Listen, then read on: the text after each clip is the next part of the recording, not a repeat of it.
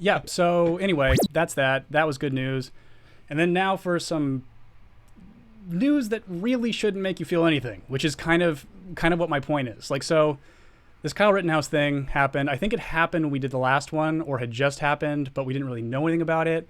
Dab is here. Sorry, hello. I need to say hi. Hi, Dab. Haven't seen you in a while. So this Kyle Rittenhouse thing is a Rorschach test, because you're just going to see whatever you want to see. And the truth is, it's not anything. Like, I mean, people died. Like, why why the fuck did the mother drive this kid to a city that had been like burning for days, like over massive civil unrest, over a police shooting? That's like extreme neglect with a gun, putting your child in danger. It's crazy. So there's that end of it.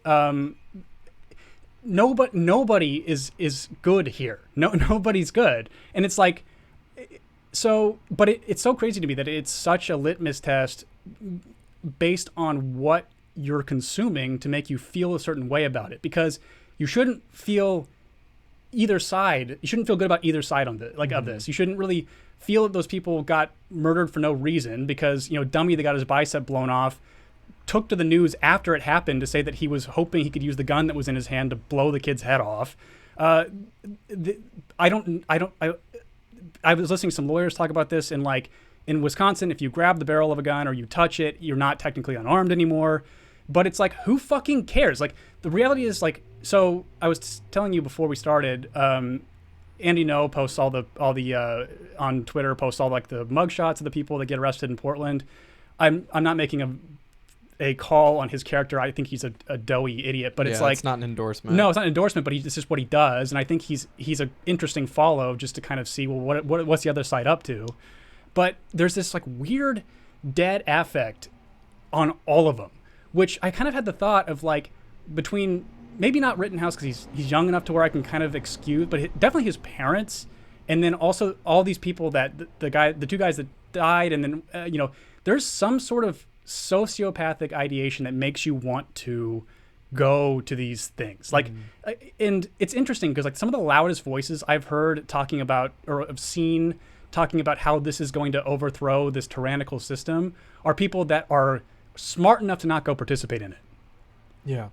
Like, you have to have a death wish and a pretty low regard for human life, even on a monetary level, to go and participate in this.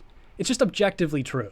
And again, it's like, this isn't even a value judgment on the merit of them. And so this Kyle Rittenhouse story is not a fucking story. Right. You'll see what you want to see in it. Right. And take the Trump guy that got shot in Portland too. Like, I have seen people saying that he got murdered, and I've also seen people trying to justify what happened to him based on things the Patriot Prayer group was saying before it happened. And it's like, I don't care.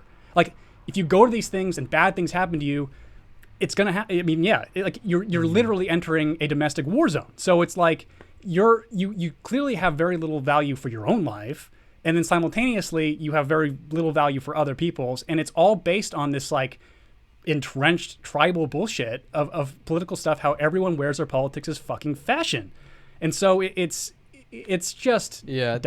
This and another thing that we're going to talk about has like made me, this is what sent me into my doomer spiral. It's like, the world is irredeemable. Yeah. Like there are things about the way our news cycle covers stuff like this, and it just makes me so depressed. But it's interesting. So like the because there's no like dedication to truth anymore, and there's no factual reporting. Everything is some kind of editorial or op-ed, whatever. Yeah, well, because everyone is weaponizing these things to not tell the news. It's like, because there aren't any journalists anymore. Everyone's just a pundit. Mm-hmm. And so because these issues, either if you take Trump's Law and Order thing, or like these are mostly peaceful protests on CNN with a building burning behind the guy, it's like neither of you are really telling the truth about what's going on, but it doesn't benefit you or your political cause or your paycheck to tell the truth.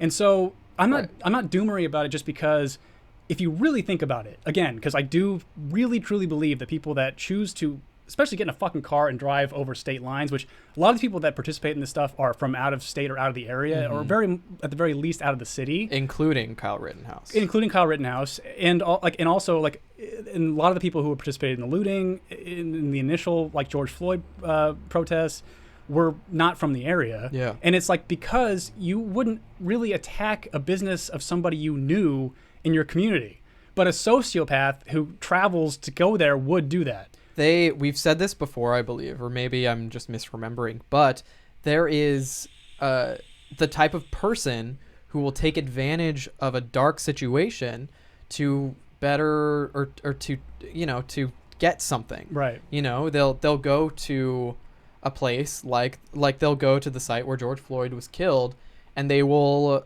loot there because it's chaos. Right. They will go to incite chaos for their own personal gain. Right.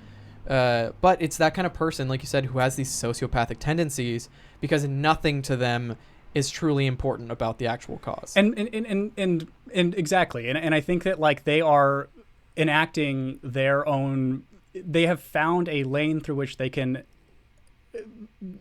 get out this energy that they have in a violent way. And this is on both ends of the ideological spectrum. Yeah.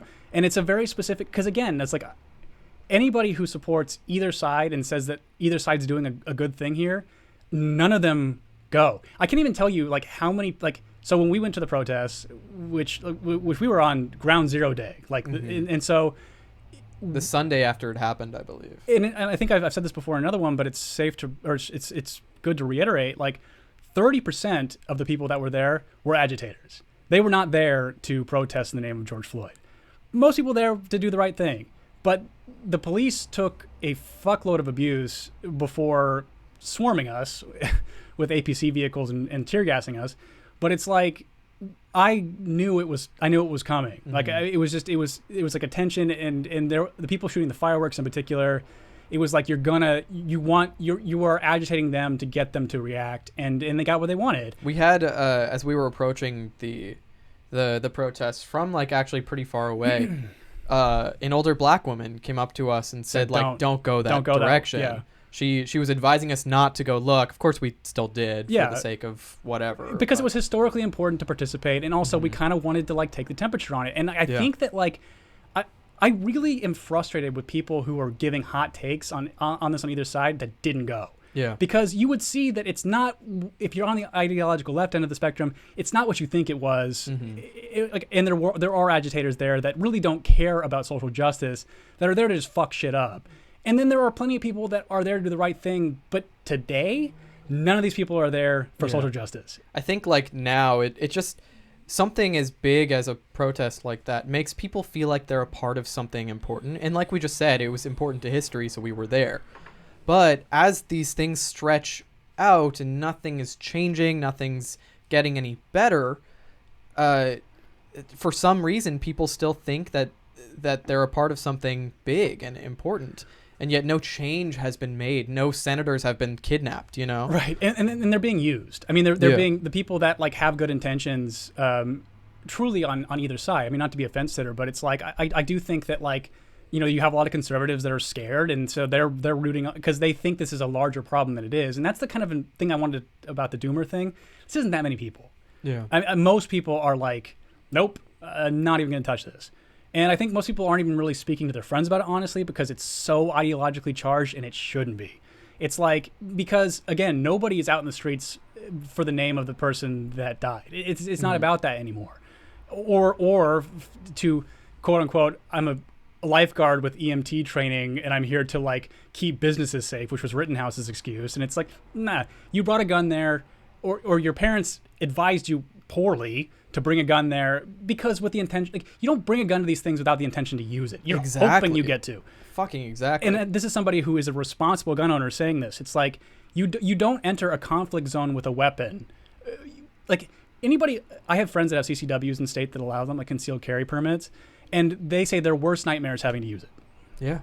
And it should be the last resort. It should be always. But when you're a 17-year-old kid, that is not the logic that you have.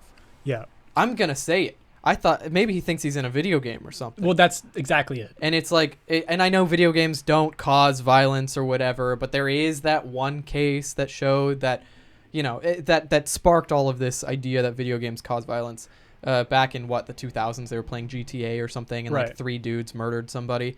That's the one case that had happened. Mm-hmm. But he's 17. He has no sense of reality. He has no idea what it's like to be an adult and make informed decisions. I mean, even when we were at the protests, like I don't mean this like in an offensive way, but it's like I had just enough years on you to know how people were going to start reacting. Things were going to get bad. To leave. Like, we need to get the fuck out of here right now. And a 17-year-old could have no concept of that. And also, so that's why I place a lot of the blame on his parents of like, you're sending a kid who's going to be the minority ideologically into an active war zone, essentially, who's vastly outnumbered with a weapon that he's going to inevitably have to use. And so it's so crazy. But again, like, I just hate that he's become this political lightning rod over a story that really isn't useful for either side. Mm-hmm. And neither is the guy who got shot in Portland. Like, none of it. Right. It's not like Kyle Rittenhouse did anything